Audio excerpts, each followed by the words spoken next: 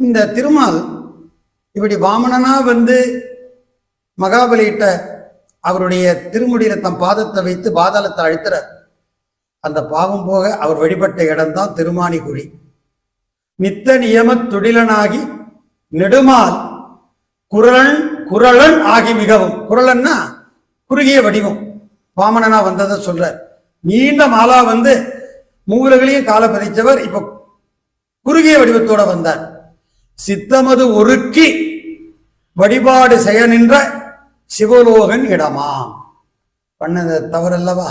ஒரு சிவபக்தரை மகாபலி சக்கரவர்த்திய கொன்ற பாவம், அந்த அடியார்கத்தி பரம பக்தரை கொன்ற பாவம் வர திருமால் வழிபட்ட இடம் திருமானிக்குழி.